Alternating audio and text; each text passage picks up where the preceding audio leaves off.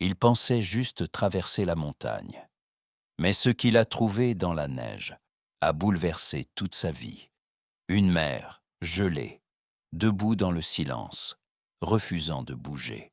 Deux petits corps blottis contre elle, presque sans souffle. Il n'avait jamais eu peur du froid. Mais cette nuit-là, ce n'était pas la tempête qui l'a brisé. C'était ce regard, ce choix, ce lien. Et ce qu'il s'est passé ensuite, personne ne s'y attendait. Attendez de voir jusqu'où une promesse silencieuse peut aller. Restez avec nous, car cette histoire incroyable vous laissera sans voix. Avant de commencer, n'oubliez pas de liker et de vous abonner.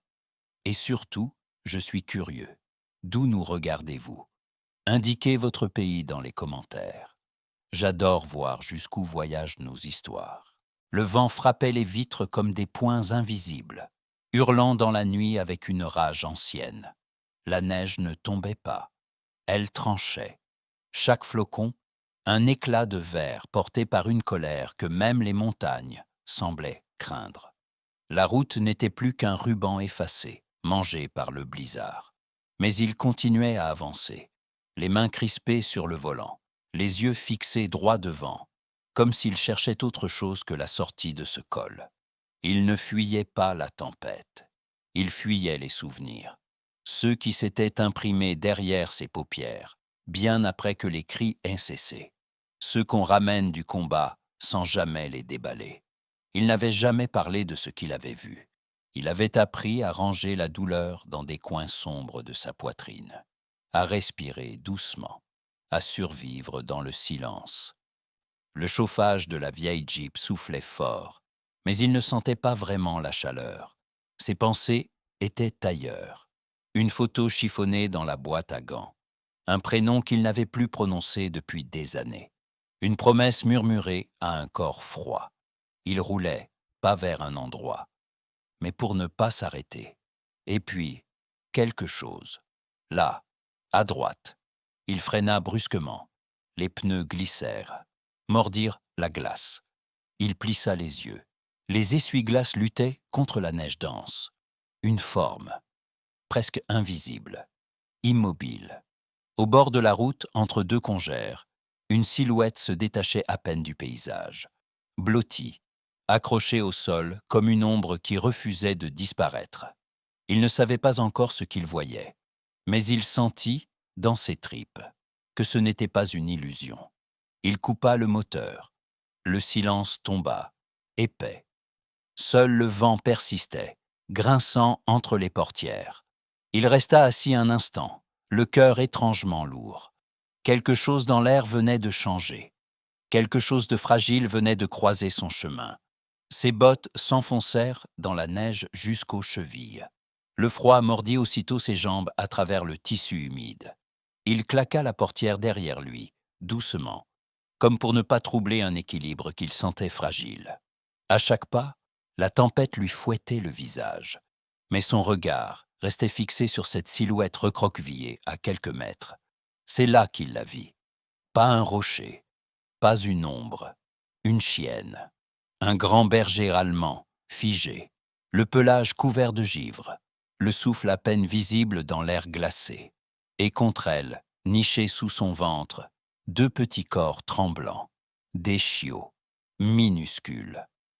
Trop jeune pour comprendre, trop faible pour résister. Elle ne bougea pas. Elle ne montra ni les crocs, ni la peur. Elle ne grogna pas. Elle ne recula pas. Elle le fixa, simplement, avec des yeux si sombres qu'ils semblaient absorber la lumière. Il lut dans ce regard un mélange de fatigue brute, de méfiance pure, et une promesse muette. Je ne les quitterai pas. Il s'arrêta. Doucement, il fléchit les genoux et se laissa tomber lentement dans la neige, jusqu'à se retrouver à sa hauteur. Il voulait paraître plus petit, moins menaçant. Sa respiration était lente, ses mains visibles. Il ne bougea pas davantage. Le moindre geste brusque et elle pourrait fuir ou attaquer. Mais elle ne fit rien. Elle le regarda, encore et encore, comme si elle le jaugeait. cherchait à comprendre ses intentions. Ses oreilles ne bougèrent même pas. Son corps, tendu comme un arc, formait un rempart entre le froid et ses petits. Et lui, ancien soldat, habitué à mesurer la menace dans chaque silence, comprit qu'il venait de pénétrer dans un champ de bataille très différent. Un combat sans armes, un combat de confiance. Il ne bougea pas. Il ne tendit pas la main. Il savait que certains silences parlent de plus fort que 1000 gestes. Alors, sans quitter la chienne des yeux, il se redressa lentement et retourna à la portière du véhicule. Un cliquetis, puis le grincement métallique. La porte passager s'ouvrit grand, laissant une vague d'air chaud s'échapper, s'enrouler dans la nuit comme une brume invisible. La lumière intérieure du camion répandit un halo doux sur la neige. Ce n'était pas une invitation, c'était une offrande. Il revint près d'elle, sans s'approcher trop. Il se baissa de nouveau, jusqu'à retrouver le froid de la neige contre ses genoux. Puis, il parla, pas fort. À peine un souffle, des mots sans importance, presque des murmures, comme on parle à un fantôme ou à une vieille douleur. Des mots que seul le ton portait. Il ne cherchait pas à la convaincre. Il cherchait à la rassurer. Le vent criait autour d'eux. Les flocons tourbillonnaient dans les faisceaux des phares, comme une pluie de cendres. Tout était suspendu, figé. La chienne ne bougea pas, mais ses oreilles frémirent. Son regard ne lâcha pas le sien. L'un des petits gémit, faible, comme un soupir effacé dans la tempête.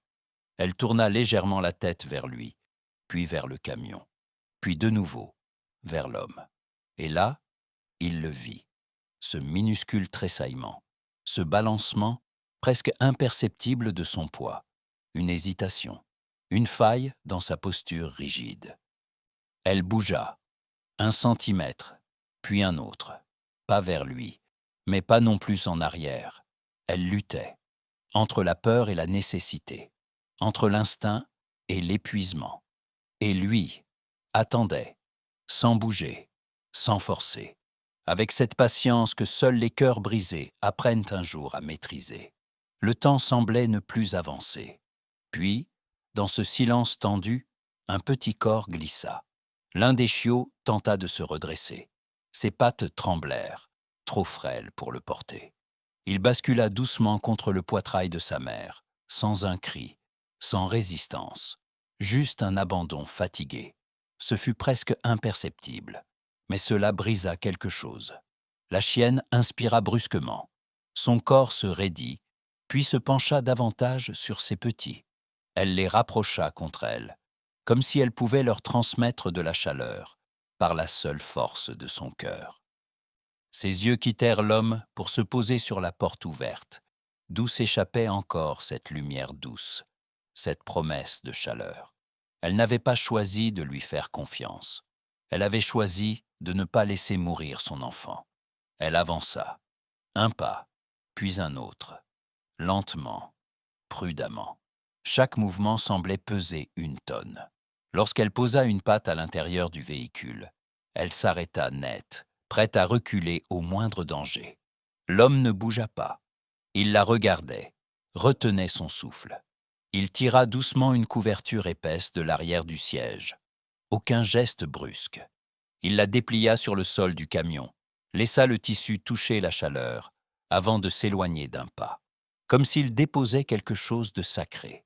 Elle poussa délicatement ses chiots, à l'intérieur, l'un après l'autre.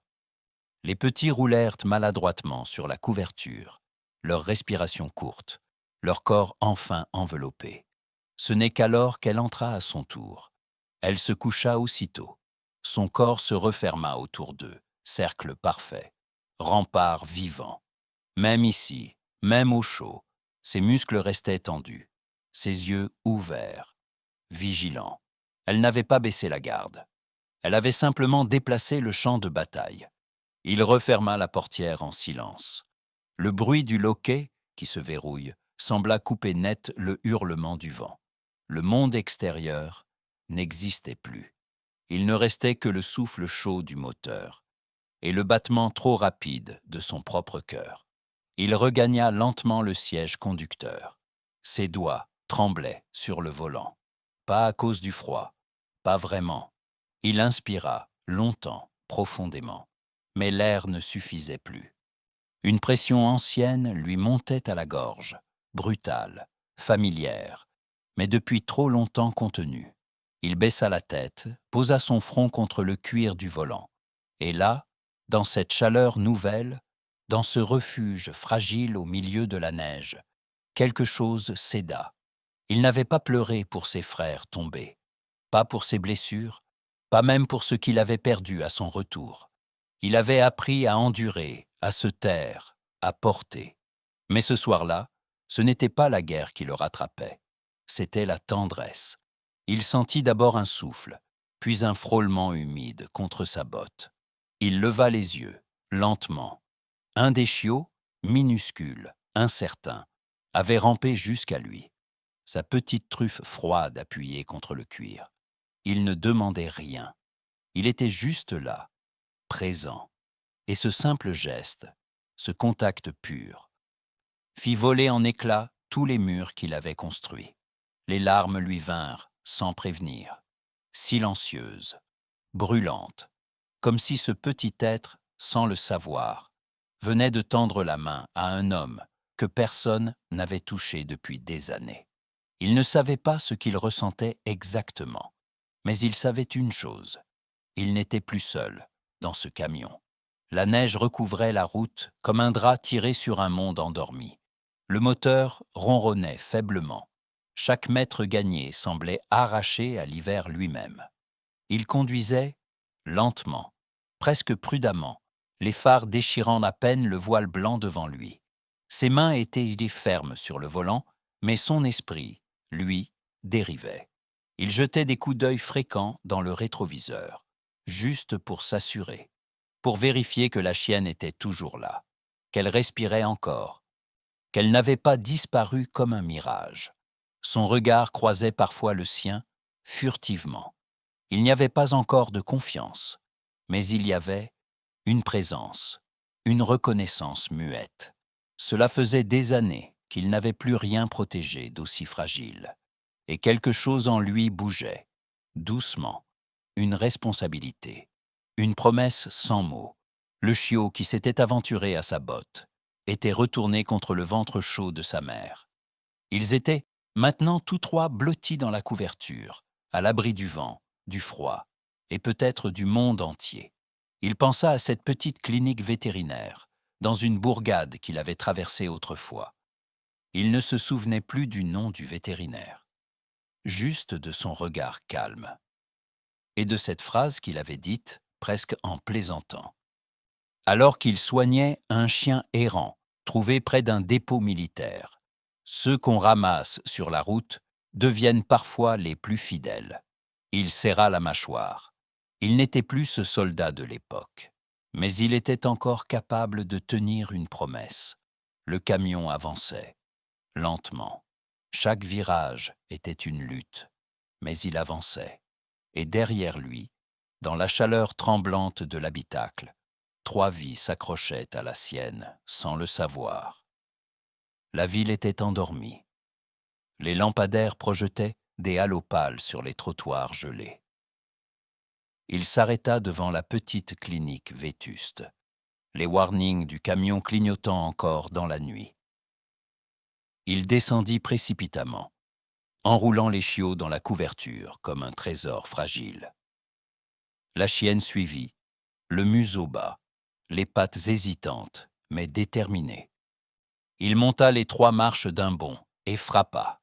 Une fois, puis encore, plus fort. Le silence lui répondit. Il frappa une 3e fois. Cette fois, avec l'angoisse d'un père qui sentait le temps lui échapper. Puis, enfin, une lumière s'alluma derrière la porte. Une silhouette apparut. Vieille chemise, yeux mi-clos. L'homme ouvrit à peine.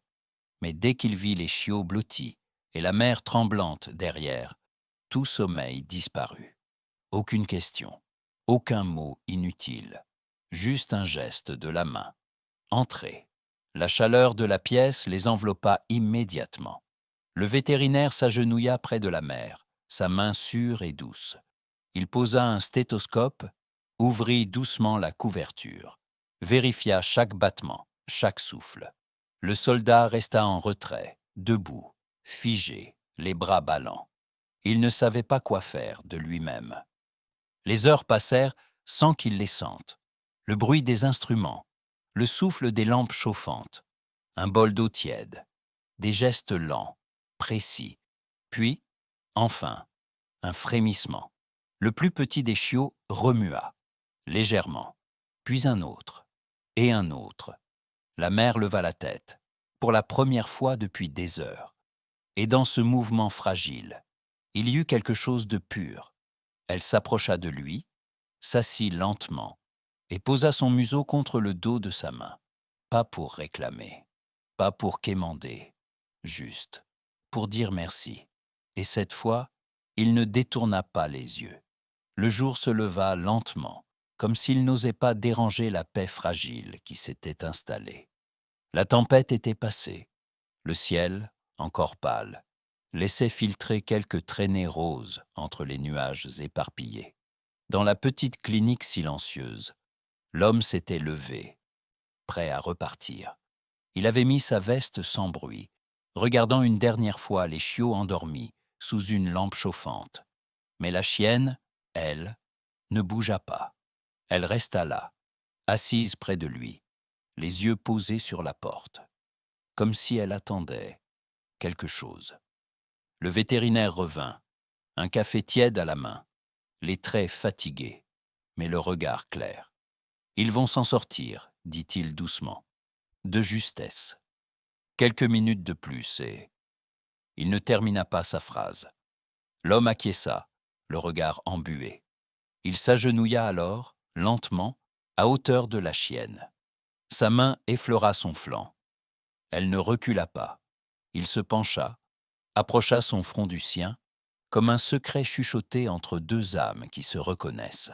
« Tu n'auras plus à te battre seul. Pas tant que je serai là. » Elle cligna des yeux. Et dans ce simple geste, il lut la réponse qu'il n'avait jamais osé espérer. Quand il se releva, elle le suivit. Pas un ordre, pas un appel, juste une décision. Ils franchirent la porte ensemble, sans bruit, comme une famille qui se crée sans mots. Les pas de la chienne sur le sol givré résonnaient comme une promesse nouvelle. Parfois, il suffit d'ouvrir une porte pour que la vie entre à nouveau. Si cette histoire a touché ton cœur, alors ne laisse pas ce moment s'éteindre. Partage-le avec quelqu'un qui croit, lui aussi, en la loyauté, en la douceur et en la seconde chance. Laisse un petit like, un mot dans les commentaires. Et abonne-toi si tu veux entendre d'autres histoires vraies, aussi simples que puissantes, des histoires qui restent.